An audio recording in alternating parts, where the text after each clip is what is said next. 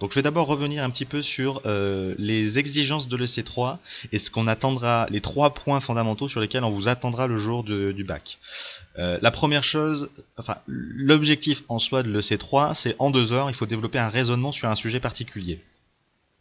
On vous pose une question et votre objectif, vous, c'est de composer une réponse qui sera argumentée, comprenant une introduction.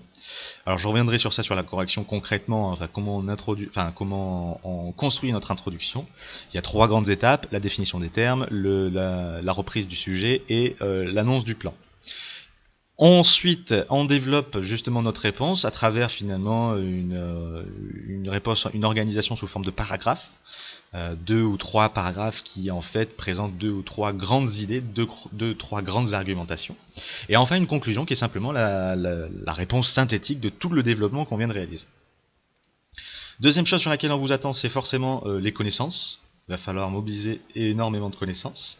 Et troisième chose aussi, c'est il faudra forcément exploiter tous les documents du dossier. Il y en aura 2 ou 3, et tous les documents, certaines idées, même minimes, hein, même si c'est simplement qu'un chiffre, etc., il faut mobiliser les documents. Dire que voilà, dans le document 1, on peut voir que, dans le document 2, on peut voir que, etc. Simplement ça. Mais il faut mobiliser le document. Donc, première chose, sur le sujet, c'était à l'aide des connaissances et du dossier documentaire, vous analyserez les 3 types d'instruments utilisés pour répondre à l'enjeu de soutenabilité de la croissance. La première étape essentielle ici, c'est de montrer que vous avez compris le sujet. Et il suffit en fait finalement de faire une toute petite étape d'analyse. L'analyse, elle se construit sur 3 formes. Déjà, dans un premier temps, sur ce sujet, en gros, il faut que je me pose la question, il faut que vous vous posiez la question, quel est le thème du programme qui est concerné ici. Donc ici, le thème, bien évidemment, c'est économie et développement durable. Et le chapitre, en fait, c'est le chapitre 3 de cette année. La croissance est-elle compatible avec la préservation de l'environnement? Bon, là, c'était très simple, c'était un sujet qui portait sur un seul chapitre de l'année. Mais en soi, le jour du bac, vous aurez tous les chapitres de l'année à réviser. Et il sera essentiel de partir sur cette démarche-là pour essayer de voir concrètement quelles sont ensuite les connaissances que je vais pouvoir mobiliser. En tout cas, que je suis capable de mobiliser. Là, sur ce chapitre-là, d'une part, les connaissances, ça porte sur les notions essentielles à savoir définir et expliquer. Alors, toutes les notions ici sont pas mobilisables.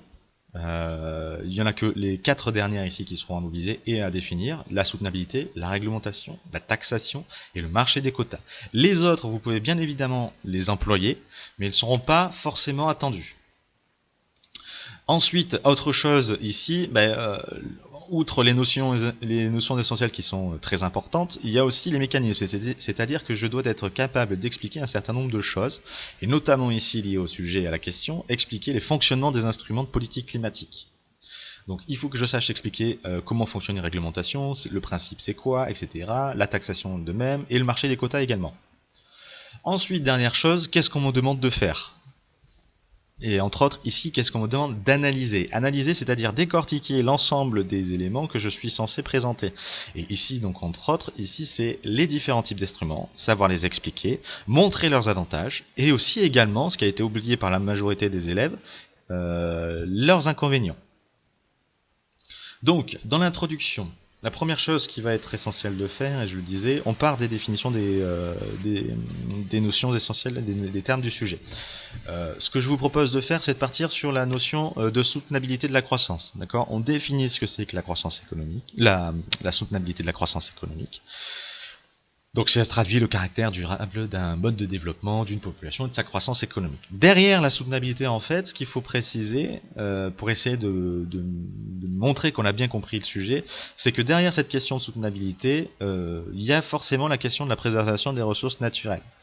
Pourquoi ? Parce qu'aujourd'hui, quand on regarde les économies développées, etc., mais autres aussi, quand on regarde les économies, le mode de production conduit à l'épuisement d'un certain type de ressources naturelles et aussi au développement des externalités. Et c'est parce qu'il y a cet épuisement des ressources naturelles et c'est parce qu'il y a des externalités négatives qu'on se pose la question de, effectivement, est-ce que le mode de croissance aujourd'hui, est-ce qu'il est durable? C'est-à-dire que est-ce qu'on va pas pénaliser nos générations futures? C'est ça la question de la soutenabilité et la durabilité en fait dans le temps d'un mode de production, d'un mode de croissance particulier. Donc, pour répondre à cet enjeu de soutenabilité de la croissance, les pouvoirs publics utilisent plusieurs instruments de politique climatique. Donc là, on met bien en lien ici, j'ai défini ce que c'était soutenabilité, j'ai expliqué quelles étaient les idées qu'il y avait derrière l'idée de soutenabilité, les questions de soutenabilité, et du coup, je mets bien en évidence le fait que pour répondre à cette question de durabilité ou non du mode de production actuel, eh bien, on va utiliser des instruments. Et des instruments qui sont, d'une part, soit juridiques, et d'autre part, économiques. Donc ensuite, la problématique, c'est très simple en fait en EC3, on vous demande pas de reformuler etc. ou de développer une problématique particulière, vous pouvez reprendre simplement l'intitulé du sujet, c'est-à-dire ici la chose que j'ai retrouvée essentiellement, c'est nous analysons les 3 types d'instruments utilisés pour répondre à l'enjeu de soutenabilité de la croissance. Ça c'est la première chose. Sinon, pour les très très bonnes copies, on peut trouver ce genre de choses-là, c'est-à-dire qu'on va reprendre exactement ce qu'on a mis dans la définition et on va reformuler la question grâce à ces notions-là et ces mécanismes-là. Donc en gros, ça peut donner quelque chose comme ceci. Nous pouvons nous demander quels sont ces différents instruments juridiques et économiques, puisque je les ai précisés avant, utilisés par les pouvoirs publics pour assurer la préservation des ressources naturelles et limiter les externalités, puisque tout ça, ce sont des éléments, des critères qui rentrent en compte dans la définition de la soutenabilité d'une croissance. Donc pour montrer ensuite que j'ai bien compris la question qui m'est posée, nous analyserons alors leur mode de fonctionnement et leurs intérêts, et nous mettrons aussi en évidence leurs limites. Donc là j'ai bien compris ce qu'on me demandait de faire, c'est-à-dire d'analyser les 3 types d'instruments dans leur globalité. Essayer de montrer les points positifs et les points négatifs pour chacun des instruments juridiques et des instruments économiques. Donc voilà la problématique, une forme de reformulation de sujet. Appuyez-vous en fait sur les définitions que vous mettez dans l'introduction, sous forme d'amorce en fait entre autres, pour essayer de reformuler la problématique. Généralement, il n'y a pas forcément beaucoup de choses à faire, simplement remplacer des quelques notions, développer certaines notions, et là du coup on obtient une problématique qui est plus développée, qui est plus précise et qui répond parfaitement au développement qui va suivre.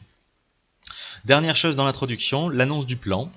Annonce du plan très simple, généralement il n'y a aucun souci vis-à-vis de ça, donc on précise en fait un petit peu ce qu'on va mettre en évidence, donc les instruments juridiques et économiques, il y en a 3, c'était précisé aussi dans le sujet, il y a la réglementation, il y a la taxation, et il y a les marchés des quotas.